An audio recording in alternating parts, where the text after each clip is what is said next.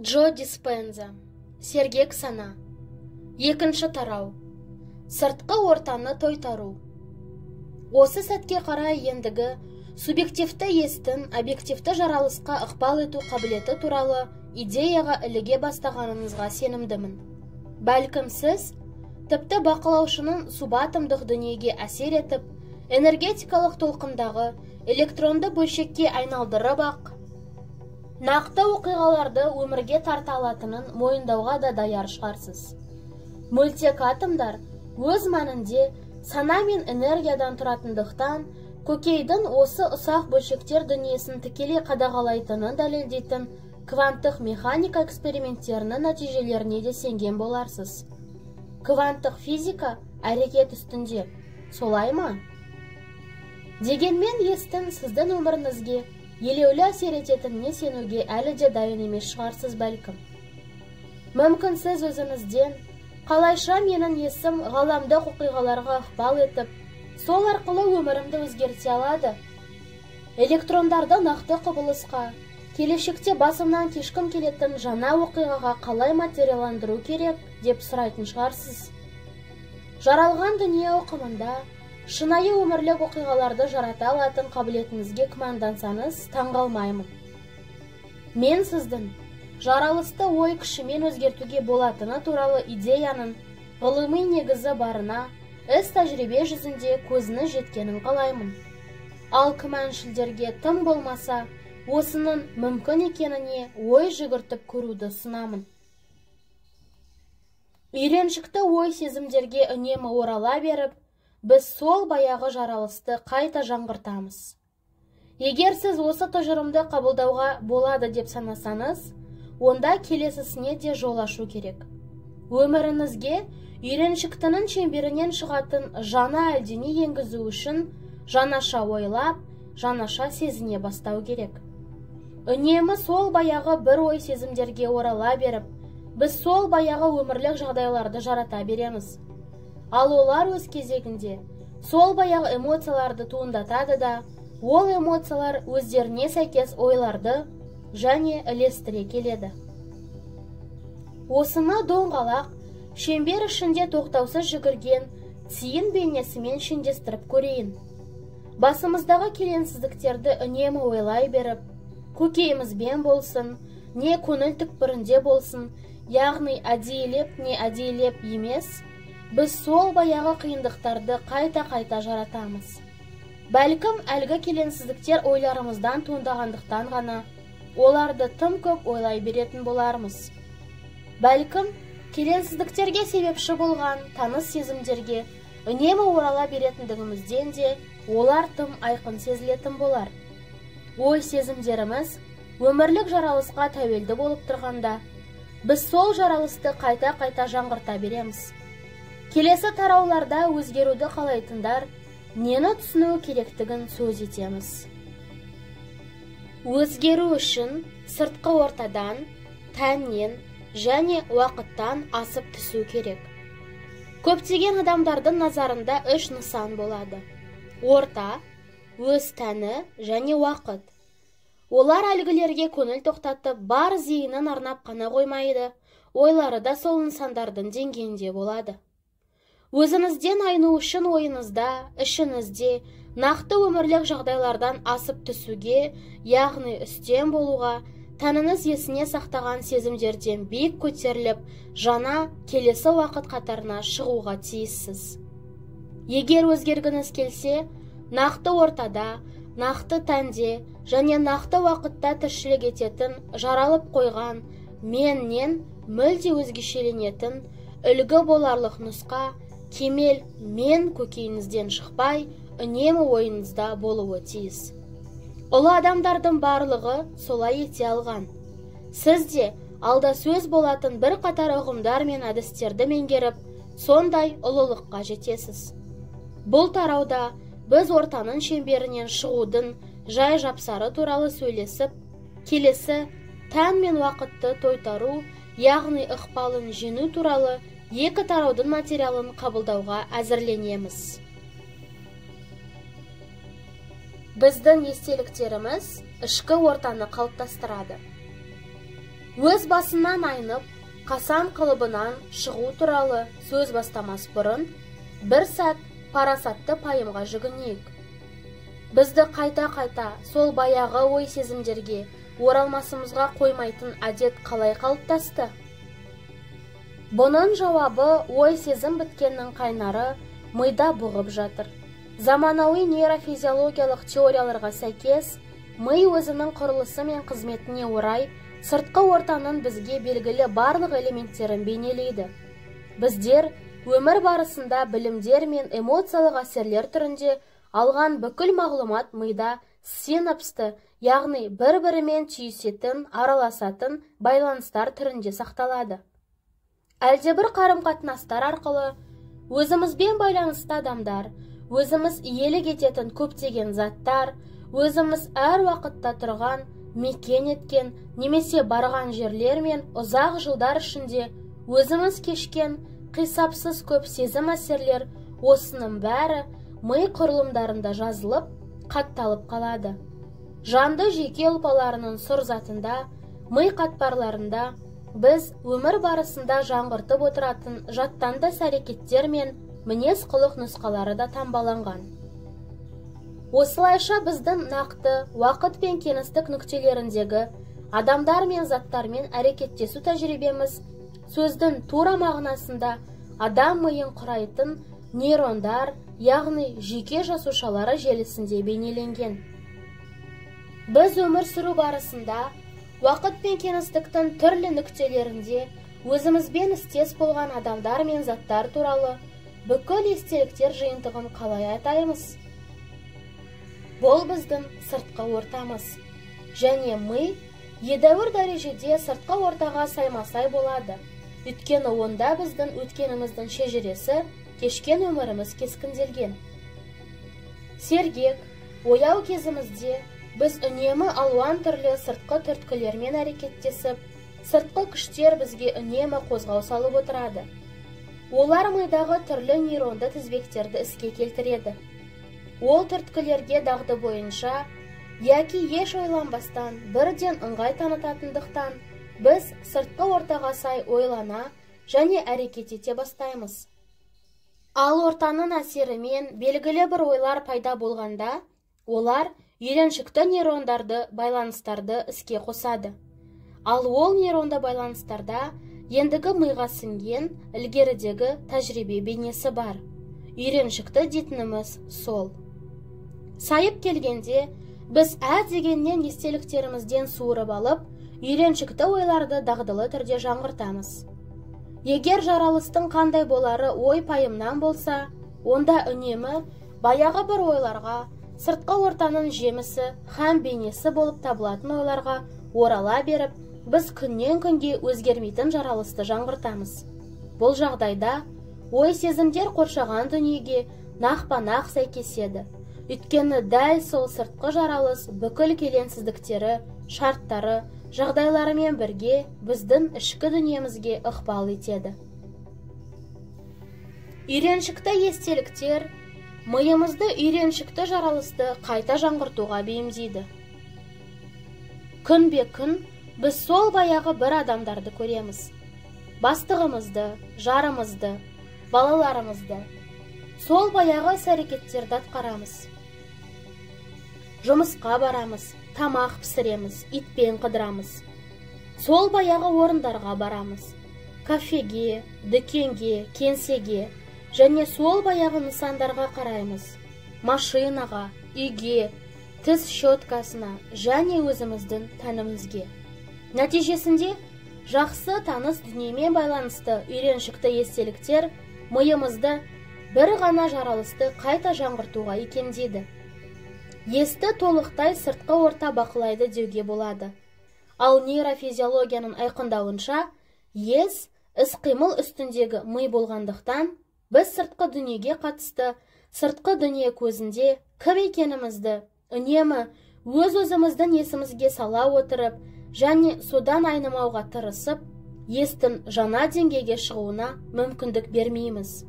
Және бұл жағдайда біздің тектестігіміз, сырт көзге кім екеніміз, кіммен, немен бір тектес екеніміз, сыртқы факторлар арқылы танылады. Өйткені өзімізді сыртқы орта элементтеріне телейміз. Сондықтан өз жаралысымызды онымен осы жаралыспен бір деңгейде болатын естің көмегімен бақылаймыз да, соның, яғни сол естің әсерімен сансыз көп кванттық ықтималдықтар толқындарынан тек біздің ой-пайым деңгейімізді бейнелейтін оқиғалар ғана материаланады. Біз қайта-қайта сол баяғыны жаратамыз. Бәлкім сіз ойларыңыздың сыртқы ортамен осыншалық қатаң сәйкестікте болатынымен, ал жаралыстың сол күйінде осыншалық оп-оңай жаңғыртылатынымен келіспессіз. Бірақ ми бастан аяқ өткеннің шежіресі, ал ес сана өнімі болып табылатынын назарға алсақ, онда белгілі бір мағынада сіз әрдайым өткен уақыт санатында, яғни шеңберінде ойланасыз. Ми жаттанды бағдарламаларға сәйкес ыңғай танытудан танбайынша ой-пайым деңгейі өткеннің шегінен шықпайды. Өйткені өзіңіз көріп білген, бастан кешкен, сондықтан болжай алатынның бәрін бейнелейтін басыңыздағы нейронды байланыстарды дағдылы түрде бірден іске қосасыз. Сөйтіп, кванттық заңға сай, сіздің өткеніңіз келешегіңізге айналады. Қане, қисынға салып көрейікші. Егер ой-пайым естеліктерге негізделсе, сіз тек болғанды, яғни бұрын болғанды ғана жарата аласыз. Өмірлік тәжірибе үнемі сізді үйреншікті ой сезімдерге оралтады да, сіз әрі қарайда бесенеден белгілі нәтижелерді жарата бересіз. Әмбе, соныңызбен өмір туралы орныққан ұғымдарды одан сайын растай, нықтай түсесіз. Ал ми сыртқы ортаға барабар болғандықтан, күнде таңертең сезімдеріңіз сізді сол баяғы жаралысқа жалғап, үйреншікті ой ағынын іске қосады. Сезім мүшелерінен көру, есту, иіс, дәм сезу, жанасу арқылы алынған сыртқы дүние жайлы деректерді өңдей отырып, ми үйреншікті ортаға сәйкес ойларды өндіріп шығарады. Сіз көзіңізді ашасыз да, жаныңызда жатқан адам жарыңыз екенін түсінесіз. Өйткені миыңызда онымен бірге өткізген өткеннің естелігі бар.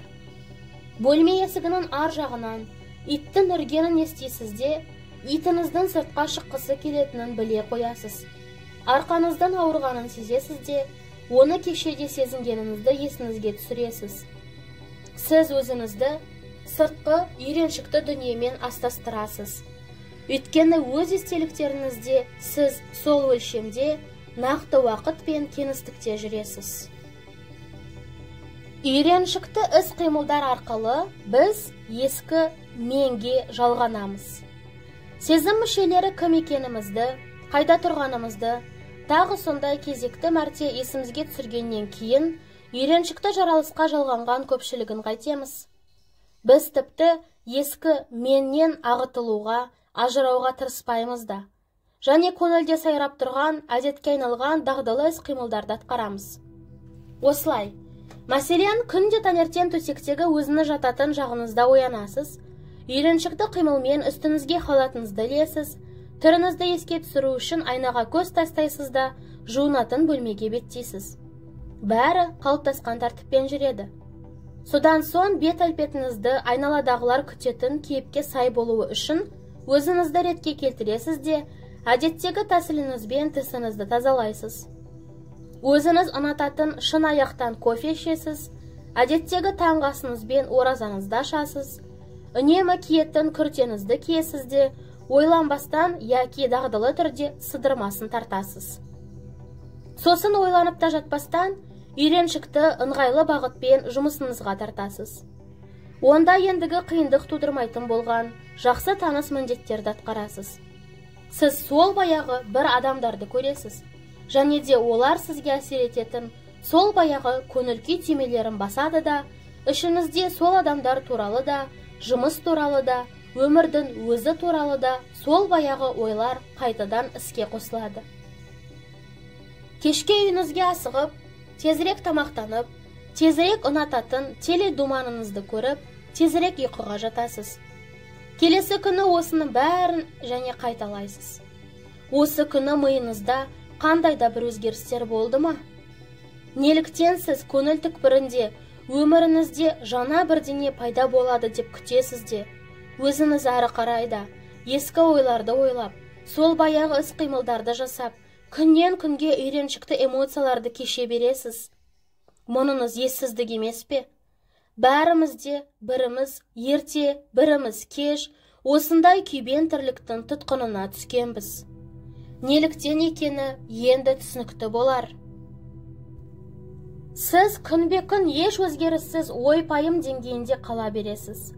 Ал кванттық дүниеде сыртқы орта небәрі естің жалғасы болғандықтан, ес пен материя бір тұтас.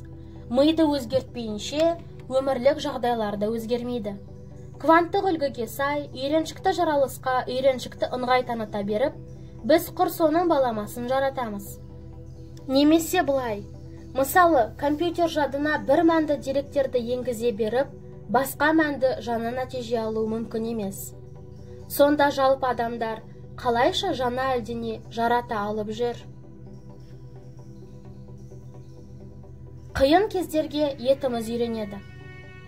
Сол бір ғана нейронды байланыстардың іске қосылуына себепкер бір сарым тұрмыс салты басқа да салдарларға әкеп соқтырады.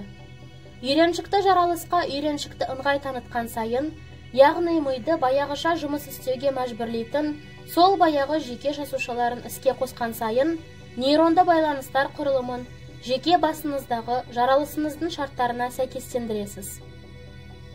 Нейрофизиологияда Хеб ережесі деп аталатын постулат бар. Жалпақ тілмен айтқанда, ол бірге іске қосылатын жеке жасушалары бір-бірімен байланысады дегенді білдіреді. Хеб ережесі, егер үнемі бір ғана жеке жасушалары жиынтығын әрекетке келтіре берсе, барған сайын олардың бірлесіп іске қосылуы да оңайлана беретінін дәлелдейді. Сөйтіп, бірте-бірте мұндай нейрондар арасында ұзақ мерзімді берік байланыс орнайды. Нейронды байланыстар құрылымның өзгерісі жайлы айтқанда, мен дәл осыны меңзеген едім. Бір шоқ, яғни бір топ нейрон жиі бірге әрекетке келтіріле беріп, олардың арасында тұрақты байланыстар қалыптасады. Және бұл нейронды желілер неғұрлым жиі іске қосылған сайын, соғұрлым нейрондардың іске қосылу реті қатаң бұлжымастай бекиді. Қайталай беріп, белгілі бір мөлшерге жеткенде, кез келген іс-қимыл әрекет, соның ішінде ой сезім үйреншіктіге, яғни ойланып жатпастан көңіл ауанына қарай жасалатын дағдыға айналады. Сыртқы орта миға осыншалық ықпал ететін болса, онда үйреншікті төңірегіміз тіптен әдетке айналады десек, асыра айтқандық болмас. Осылай қайталанатын ойлар, эмоциялар және іс-қимылдар мида күнделікті тұйық жаралысты тұп-тура бейнелейтін тұйық нейронды құрылым қалыптастырады. Нәтижесінде үйреншікті ойлар бұрынғыдан да оңай келетін болады. Осындай қарапайым айналымның салдарынан ми, оған ілесе ес, сізге өмір сүріп жатқан жаралысты бұрынғыдан да күштірек бекіте түседі. Және де сіз сыртқы қозғаушы күштердің ыңғайына жығылып, сол баяғы бір нейронды байланыстарды неғұрлым жиі іске қосқан сайын, соғұрлым ми жаралыстың көшірмесіне айналады. Сіз өмірлік жағдайларға нейрохимиялық тәуелділікке душар боласыз. Уақыт өте келе, ой-пайым мейлінше шектеле түседі. Өйткені нейронды байланыстардың шекті, яғни ақырғы мөлшері іске қосылады. Сол байланыстардан біз тұлға деп атайтын ойлау қызметін атқарушы бірегей бітім қалыптасады. Өзіне дағдылану қалай жүреді? Нейрондар деңгейіндегі дағдылану нәтижесінде екі сыртқы және ішкі жаралысымыз да бір-бірінен айырғысыз бола түседі. Мысалы, сіз өз келеңсіздіктеріңізден серпіліп, одан өзгеге көңіл аудара алмасаңыз, онда ерте ме кеш пе нағыз жаралған дүниемен сіздің ойларыңыз тұтасып кетеді. Субъективті түсінік, жеке сіздің түсігіңіз, бояуы жұққан объективті, шынайы, шын мәніндегі жаралыс, сол субъективті түсінікке бейімделе береді.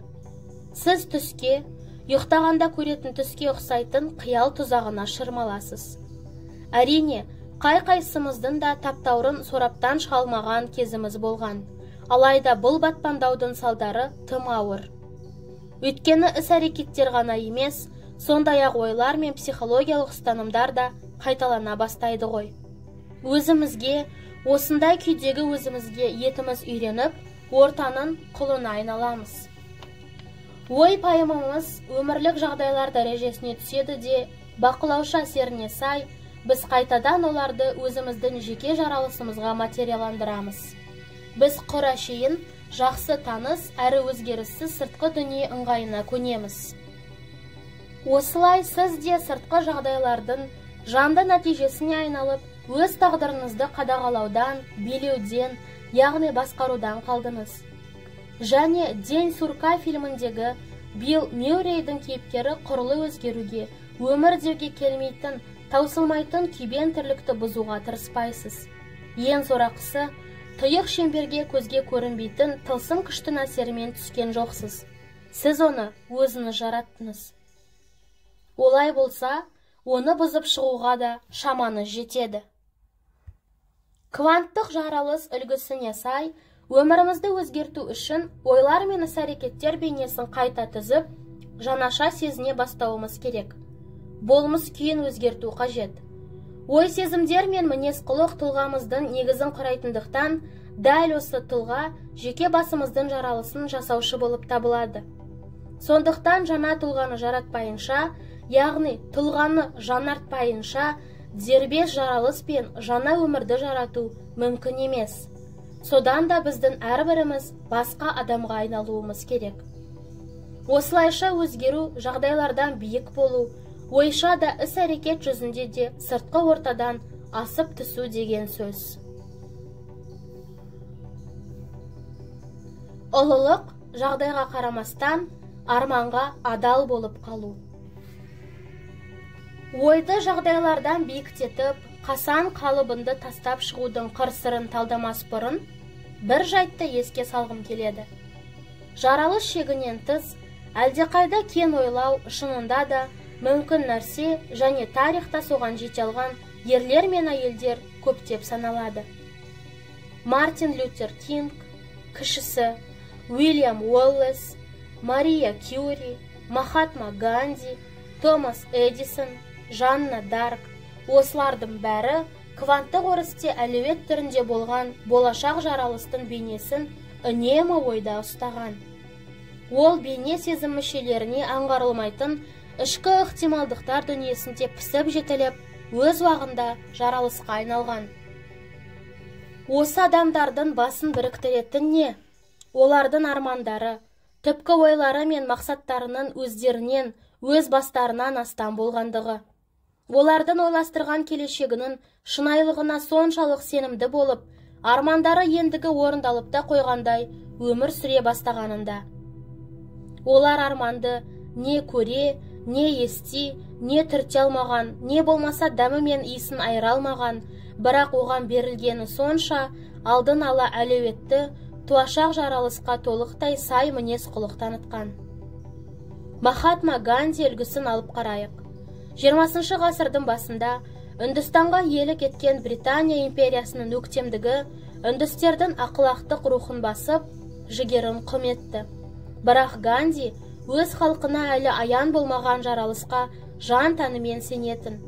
Шын жүректен азаттық, теңдік және зорлық атаулыдан мүлде ада, татулық идеяларын жақтаған оның рухын ештеңеге жасыта алмас еді. Ганди баршаның азат болуын насихаттады. Алайда іс жүзіндегі жаралыс басқашатын.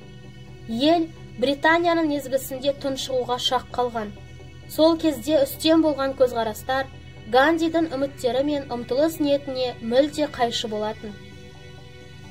Ол Үндістанды реформалауға кіріскенде азаттықтың ақ танына дейін әлі алыс, әйткенмен сыртқы дүниенің айқын қарсылығына қарамастан, ол өзінің кемел мұратынан бас тартпақ емес еді. Ганди өзінің іс қайраткерлігі аз да болса, жеміс беріп жатқанын растайтын көзге елеулі нышандарды көпке дейін көрмеді. бірақ бәрібір оның сыртқы жағдайларға өз өмірін еріксіз билеп төстетіп қойған кезі сирек.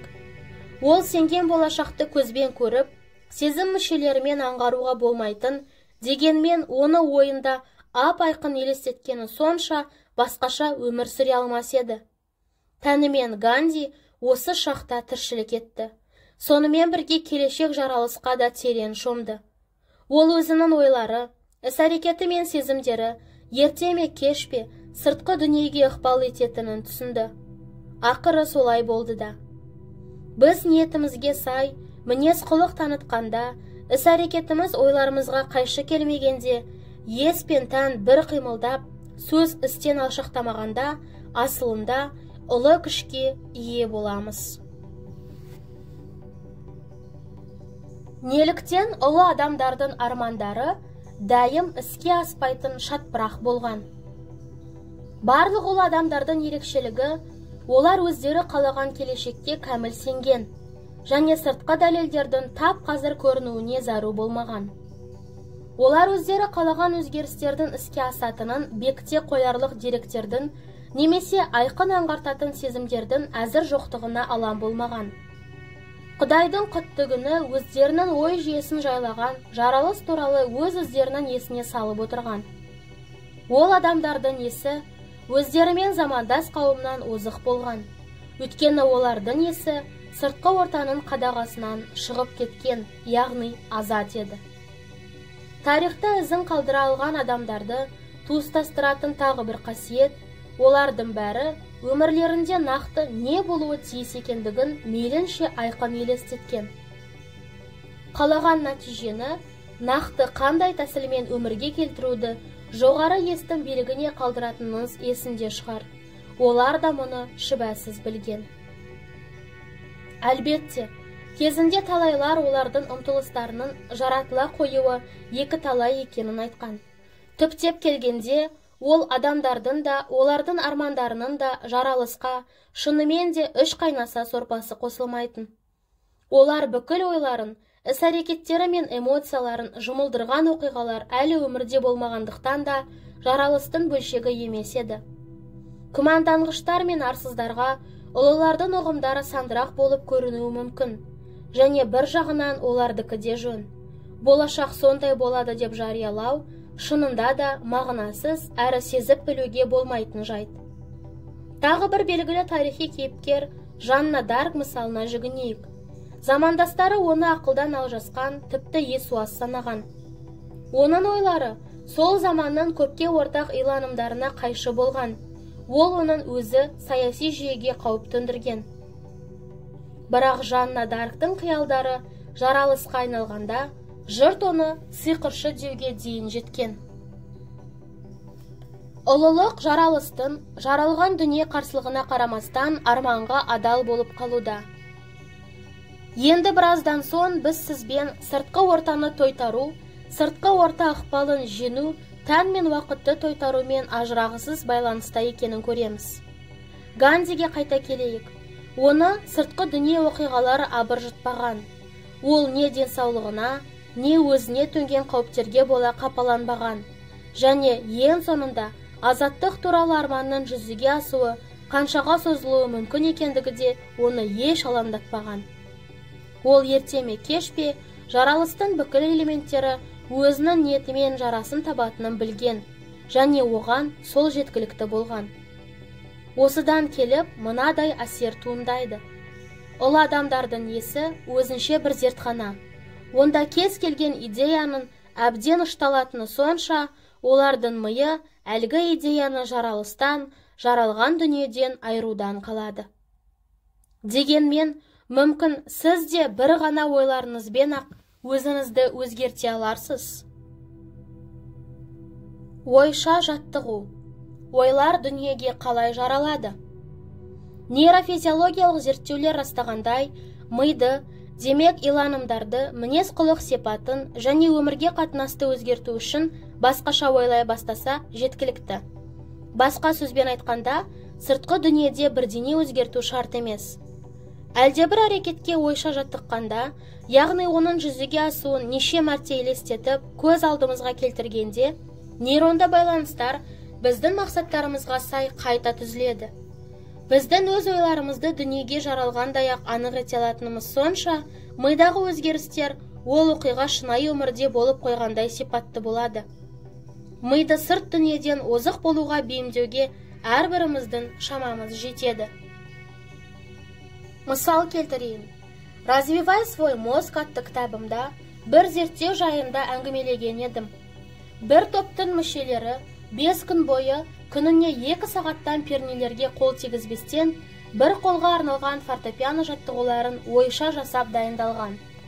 Екінші топ осынша уақыт дәл сондай саусақ қимылдарына жанды тәсілмен, яғни қолдарын пернелерге тигізіп жаттыққан. Нәтижесінде екі топтың да қатысушыларының ойында бірдей дерлік өзгерістер жүрген. Ми қызметінің сканер көшірмесі қатысушылардың барлығында да мидың бір бөлігіндегі шоқ, яғни бір топ нейрондар іске қосылып, мөлшер артқанын көрсеткен. Яғни гаммалар мен аккордтарды тәннің қатысумен, яки қолмен тартқандарда қанша нейронды байланыстар түзілсе, оны тек ойша жасағандарда да сонша дерлік түзілген. Бұдан маңызды екі қорытынды шығады. Біріншіден, біз шынында да басқаша ойлай бастап, миды өзгертуге қабілеттіміз.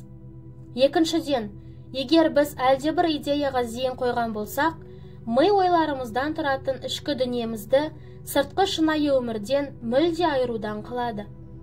Осылайша біздің ойларымыз тура мағынасында жаралысқа, жаралған дүниеге айналады. Бұрынғы әдеттеріңізді өзгертіп, ескі нейронды байланыстарды үзіп, жаңаларын алу, жаңа нейронды байланыстарды түзу қолыңыздан келетін келмейтіні осы айтылған қағиданы түсінгеніңізге тікелей байланысты. Сондықтан пернелерге бірде-бір қол тигізбестен ойша фортепиано тартуға машықтанған қатысушыларда дағдыланудың қалай жүргенін егжей-тегжейлі талдап көрейік. Кез келген дағдыны игеру 4 кезеңнен тұрады. Мағлұматты меңгеру, машықты жетілдіру, зейін қою және қайталау. Әрбір кезеңде мида белгілі бір өзгерістер қоса жүреді. Бұл ретте дағдының қалай игерілетіні машықтану арқылы ма әлде ойлар деңгейінде ме, ол жағы маңызды емес. Мағлұмат меңгеру сатысында жаңа нейронды байланыстар түзіледі. Машықты жетілдіру барысында тән қосылып, осыған сай әсерлерді сезінуі тиіс. Ал ден қою мен көп рет қайталау мидың өзгеруіне әкеледі. Аккордтар мен гаммаларды фортепианода тартқан қатысушыларда жаңа нейронды байланыстар түзілді. Өйткені үйрену үдерісі жоғарыда көрсетілген формула бойынша құрылды. Тек қана ойша машықтанғандар да бәрібір сол формуланы пайдаланды. Бірақ бір ерекшелігі, олар бұл іске тәнді қатыстырмады. Алайда өздерінің пианино тартып отырғанын оңай елестете алды. Есіңізде болса, көп мәрте ой-пайым арқылы жаттыққаннан кейін екінші топтың қатысушыларында да тап перне басқан әріптестеріндегідей неврологиялық өзгерістер жүрді. Олардың миында да жаңа нейрондық желілер түзілді. Демек, ол адамдар тани тәжірибеден тыс болса да, фортепиано тартуға шынымен де машықтанған. Олардың миы нақты дүниеде жүзеге асатын аспап тарту тәжірибесінің алдын орап, келешекте болып қайтты деуге болады. Біз, адамдар, миының маңдай бөлігі ұлғайған. Ойларға жаралыс, дүниеге жаралғандай әсер дарыта алатын бірегей қабілет иесіміз. Сондықтан біздің алдыңғы миымыз оп-оңай сыртқы орта дыбысын бәсеңдете алады. Сөйтіп ештеңеге алаңдамай, бірден бір қажетті ойды өңдеумен айналысады. Мұндай ішкі үдеріс ой-пайымдық көріністерге барынша терең шомуға мүмкіндік беретіні сонша, мидың нейронды байланыстары жаратылған оқиғаның әсерімен болғандай дәрежеде өзгере алады. Біз сыртқы ортаға тәуелденбей-ақ, сыртқы орта ықпалын елеместен, миды өзгертіп, содан соң өзіміз қалайтын жаралысты үнемі назарда ұстап, оған мақсатты түрде шомуды үйренгенімізде, ми шынайы өмірдің алдын орайтын болады. Сөйтіп, ойша жаттығу деген өзінің тар өрісті, қасан қалыбынан шығудың маңызды құралы екен. Егер өзге тақырыптардың бәрін бастан шығарып тастап, үнемі бір нәрсені ойлай берсе, онда әйтеуір бір сәтте ойларымыз дүниеге жаралып қойғандай сезіле бастайды. Сол кезде мидың нейронды желілері жаңа сезімге сай қайта жаңаша құрылады. Міне осылай ойлар ми құрылымын, демек ақыл күйін де өзгертеді. Өзінен айну, қасан қалыбынан шығу үшін қоршаған ортамен тани әрекеттестіксіз де нейронды құрылымды өзгеруге болатынын біржола ұғыну керек. Фортепиано тарту экспериментінің бізге қандай кен жол ашып, мол мүмкіндіктер беретінін ойланышшы. Сол үдерісті қолданып, кез келген қалаулы іс-әрекетті ойша жасап, жаттығу арқылы әлдебір нақты оқиғалардың болғанын күтпестен-ақ миымызды өзгерте аламыз. Қалаған оқиғалар өмірде болғанға дейін ми құрылымын өзгерте отырып, біз қажетті нейронды байланыстарды қалыптастырамыз да, олар бізге ол оқиға жаралғанға дейін-ақ өзіміздің ниетімізге сай ұстауға көмектеседі. Басымызда неғұрлым тиімді іс-әрекеттерді, ойларды, көңіл күйлерін ұдайы айналдыра отырып, өзімізді жаңа оқиғаларға дайындайтын нейронды жабдық орнатамыз. Бірақ мұнымен іс бітпейді. Есіңізде болар, жабдық дегенде мен ми физиологиясын, сонау нейронды деңгейге дейін анатомиялық құрылысын меңзеймін. Жаңа жабдықты үнемі жүктеп, жұмысын жетілдіре отырып, жаңа нейронды желі қалыптастырасыз. Ол желіні компьютерлік бағдарламамен салыстыруға болады.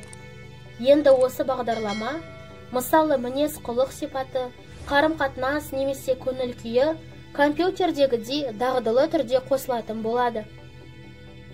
Сонымен біз миымызды жаңа оқиғаларға дайындадық та, енді міне ес жаңа деңгейге көшуге дайын. Есті өзгерткенімізде мида өзгереді. Миды өзгерткенімізде есте өзгереді. Сөйтіп сыртқы терістеулерге қарамастан өзіміздің кемел мұратымызға адалдық танытатын кез келгенде, бұл міндетті оңай орындап, жаңаша ойлап, әрекет етуге дайын боламыз. Ең бастысы, келешектің мына дүниеге қайткенде жаралатынына берік, бұлжымас сенімді сақтау.